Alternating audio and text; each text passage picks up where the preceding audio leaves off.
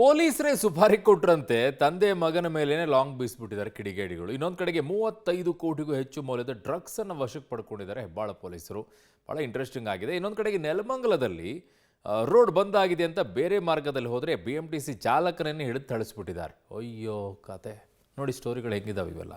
ರಾಜಧಾನಿಯಲ್ಲಿ ಪೊಲೀಸರೇ ಕೊಟ್ರ ಸುಪಾರಿ. ತಂದೆ ಮಗನ ಮೇಲೆ ಇಬ್ಬರು ಯುವಕರಿಂದ ದಾಳಿ. ಬೈಕ್ ನಲ್ಲಿ ಬಂದು ಲಾಂಗ್ ನಿಂದ ಹಲ್ಲೆ ನಡೆಸಿದ ಕಿಡಿಗೇಡಿಗಳು ಅದೆಲ್ಲಿದ್ರೋ ಏನೋ, ಏಕಾಏಕಿ ಬೈಕ್ ನಲ್ಲಿ ಬಂದ ಇಬ್ಬರು ದಾಳಿ ನಡೆಸಿದ್ರು. ಲಾಂಗ್ ನಿಂದ ಹಲ್ಲೆ ನಡೆಸಿದ್ರು.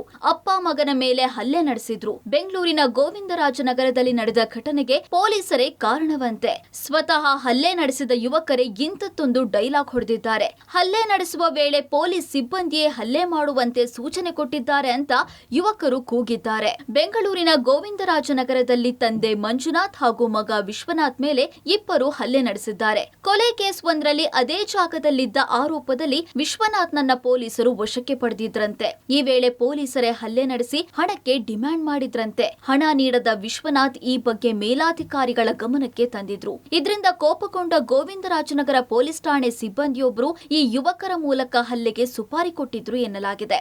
ಸದ್ಯ ಘಟನೆಗೆ ಸಂಬಂಧಪಟ್ಟಂತೆ ಗೋವಿಂದರಾಜನಗರ ಪೊಲೀಸ್ ಠಾಣೆಯಲ್ಲಿ FIR ದಾಖಲಾಗಿದೆ.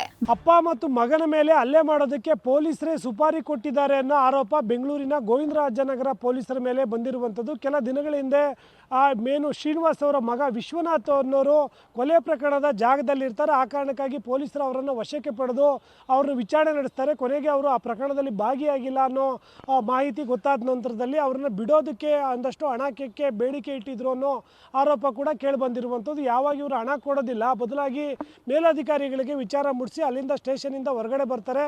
ಬಂದ ನಂತರದಲ್ಲಿ ಪೊಲೀಸರು ಅದೇ ಕೋಪಕ್ಕೆ ಇಬ್ಬರು ಅಪರಾಧಿ ಹಿನ್ನೆಲೆಯಲ್ಲಿರುವಂಥ ವ್ಯಕ್ತಿಗಳಿಗೆ ಅವರ ಮೇಲೆ ಹಲ್ಲೆ ಮಾಡುವಂತೆ ಸೂಚನೆ ಕೊಟ್ಟಿದ್ರು ಅಂತ ಹೇಳಲಾಗ್ತಾ ಇರುವಂಥದ್ದು. ಅದೇ ಕಾರಣಕ್ಕಾಗಿ ಆ ಇಬ್ಬರು ಯುವಕರೇನಿದ್ರು ಲಾಂಗ್ಗಳಿಂದ ಏನು ಅಪ್ಪ ಮಂಜುನಾಥ್ ಮಗ ವಿಶ್ವನಾಥ್ ಮೇಲೆ ಮನಸೋ ಇಚ್ಛೆ ಹಲ್ಲೆ ಮಾಡಿದರೆ. ಹಲ್ಲೆ ಮಾಡಿದಂಥ ಸಂದರ್ಭದಲ್ಲೂ ಕೂಡ ಪೊಲೀಸರು ನಮಗೆ ಹಲ್ಲೆ ಮಾಡೋದಕ್ಕೆ ಸುಪಾರಿ ಕೊಟ್ಟಿದ್ದಾರೆ ಅನ್ನೋ ಮಾಹಿತಿಯನ್ನು ಕೂಡ ಆ ಕ್ಷಣದಲ್ಲಿ ಹೇಳಿರುವ ಬಗ್ಗೆ ಈಗಾಗಲೇ FIR ಅಲ್ಲೂ ಕೂಡ BMTC ಚಾಲಕನಿಗೆ ಅವಾಚ್ಯ ಶಬ್ದಗಳಿಂದ ನಿಂದನೆ.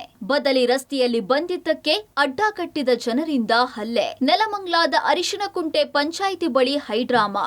ನೆಲಮಂಗಲದಲ್ಲಿ BMTC ಚಾಲಕನನ್ನ ಅವಾಚ್ಯ ಶಬ್ದಗಳಿಂದ ನಿಂದಿಸಿ ಹಲ್ಲೆ ನಡೆಸಿದ ಘಟನೆ ನಡೆದಿದೆ. ಪ್ರತಿನಿತ್ಯ ಸಾಗ್ತಾ ಇದ್ದ ರಸ್ತೆ ಬಿಟ್ಟು ಬೇರೆ ರಸ್ತೆಯಲ್ಲಿ ಬಸ್ ಚಾಲನೆ ಮಾಡಿದ್ದೇ ಇಷ್ಟೆಲ್ಲ ಹೈಡ್ರಾಮಕ್ಕೆ ಕಾರಣವಾಗಿದೆ. ಬದಲಿ ರಸ್ತೆಯಲ್ಲಿ ಬಸ್ ಬಂದ ಹಿನ್ನೆಲೆ ಬಸ್ ಚಾಲಕ ವಿನೋದ್ ಕುಮಾರ್ ಮೇಲೆ ಹಲ್ಲೆ ನಡೆಸಲಾಗಿದೆ. ಡ್ಯೂಟಿ ಮುಗಿಸ್ಕೊಂಡು ಡಿಪೋಗೆ ಹೋಗ್ಬೇಕಾರೆ ಸರ್, ಅಲ್ಲೊಂದು ರಸ್ತೆ ಗಾಡಿ ಕೆಟ್ಟು ನಿಂತಿತ್ತು.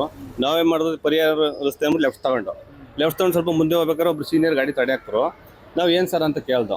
ಅವ್ರು ಕೆಟ್ಟಿಂದ ಬೈದರು. ಅಲ್ಲ ಸರ್, ನೀವು ದೊಡ್ಡವರಾಗಿದ್ದೀರ, ಬೈದು ಹಿಂಗೆಲ್ಲ ಹೆಂಗೆ ಸರ್ ಅಂತ ಅಂದು. ಅವರಿದ್ದು ನಿಮ್ಮ ಅಪ್ಪನ ರಸ್ತೆ, ನೀವು ರೋಡ್ ರಸ್ತೆ ಮಾಡ್ತೀರಾ, ಹಂಗೆ ಹಿಂಗೆ ಅಂತ ಅಲ್ಲೇ ಮಾಡಿ ನನಗೆ ಹೊಡೆದ್ರು ಸರ್.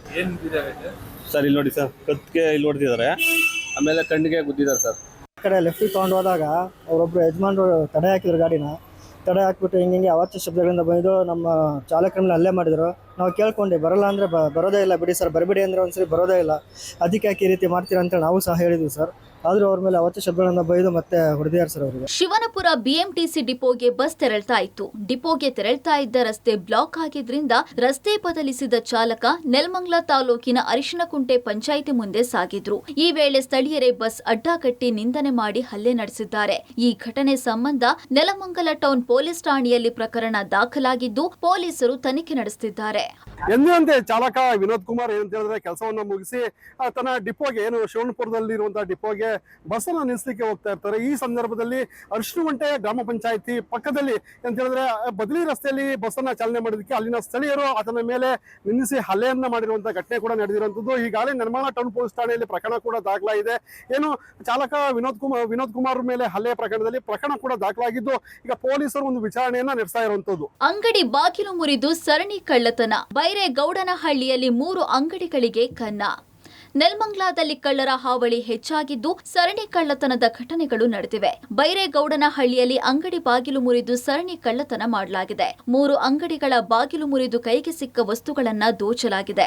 ಒಂದು ಅಂಗಡಿಯಲ್ಲಿ 50,000 ನಗದು, 50,000 ಮೌಲ್ಯದ ತಂಬಾಕು, ಸಿಗರೇಟ್ ಸಾಮಗ್ರಿಗಳನ್ನ ಕದಿಯಲಾಗಿದೆ. ಮತ್ತೊಂದು ಅಂಗಡಿಯಲ್ಲಿ 25,000 ಗುಟ್ಕಾ, ಸಿಗರೇಟ್, 5,000 ನಗದು ಕಳ್ಳತನ ಮಾಡಲಾಗಿದ್ದು ಸ್ಥಳಕ್ಕೆ ಮಾತನಾಯಕನಹಳ್ಳಿ ಪೊಲೀಸರು ಭೇಟಿ ನೀಡಿ ಪರಿಶೀಲನೆ ನಡೆಸಿದ್ದಾರೆ. ಐಟಮ್ ಎಲ್ಲ ಹೋಗಿದೆ. ಆಮೇಲೆ ಬೀಡಿ ಸಿಗರೇಟು ಇದೋಗಿದೆ. ಈ ಚಿಲ್ಲರೆ ಕಾಸೆಲ್ಲ ನಾವು ಮನೆಗೆ ತರ್ತಾ ಇರಲಿಲ್ಲ ಸರ್, ಎಲ್ಲ ಇಲ್ಲೇ ಹಿಡಿವು. ನಾವು ಏನಿದ್ರು ಒಂದು 500 ರೂಪಾಯಿ ಇರೋವು ಎತ್ಕೊಂಡು ಬರೋನು, ಇದೆಲ್ಲ ದುಡ್ಡು ಇಲ್ಲಿ ಇಡೋನು ಸರ್. ಡೈಲಿ ನಾವೇನು ತಗೊಂಬತ್ತಾ ಇರಲಿಲ್ಲ. ಕ್ಯಾಶ್ 50,000 ಹೋಗಿದೆ ಸರ್. ಹೆಬ್ಬಾಳ ಪೊಲೀಸರಿಂದ ಬೃಹತ್ ಡ್ರಗ್ಸ್ ಜಾಲ ಪತ್ತೆ, 3 ವಿದೇಶಿಗರು ಸೇರಿ 8 ಜನರ ಬಂಧನ. ಬೆಂಗಳೂರಿನ ಹೆಬ್ಬಾಳ ಪೊಲೀಸರು ಬೃಹತ್ ಡ್ರಗ್ಸ್ ಜಾಲ ಪತ್ತೆ ಮಾಡಿದ್ದಾರೆ. 35 ಕೋಟಿ ಮೌಲ್ಯದ MDMA ಡ್ರಗ್ಸ್ ವಶಕ್ಕೆ ಪಡೆದಿದ್ದು 3 ವಿದೇಶಿಗರು ಸೇರಿ 8 ಜನರ ಬಂಧನ ಮಾಡಲಾಗಿದೆ. ದೆಹಲಿಯಿಂದ ರೈಲಿನಲ್ಲಿ ಡ್ರಗ್ಸ್ ತಂದಿದ್ದ ಆರೋಪಿಗಳು ಐರನ್ ಮಾಡೋದಕ್ಕೆ ಬಳಸುವ ಟೇಬಲ್ ಮತ್ತು ಚೇರ್ನಲ್ಲಿ ಅದನ್ನ ಅಡಗಿಸಿಟ್ಟಿದ್ರು. ಗಿಫ್ಟ್ ರೀತಿ ಪ್ಯಾಕ್ ಮಾಡಿ ತಂದಿದ್ದ ಆರೋಪಿಗಳು ಕಾಲೇಜುಗಳು, ಐಷಾರಾಮಿ ಏರಿಯಾಗಳಲ್ಲಿ ಡ್ರಗ್ಸ್ ಮಾರಾಟ ಮಾಡ್ತಾ ಇದ್ರು. ಈ ಬಗ್ಗೆ ಖಚಿತ ಮಾಹಿತಿ ಆಧರಿಸಿ ದಾಳಿ ನಡೆಸಿದ ಪೊಲೀಸರು 17 ಕೆಜಿ ಡ್ರಗ್ಸ್ ವಶಕ್ಕೆ ಪಡೆದಿದ್ದಾರೆ. Bureau report, public TV.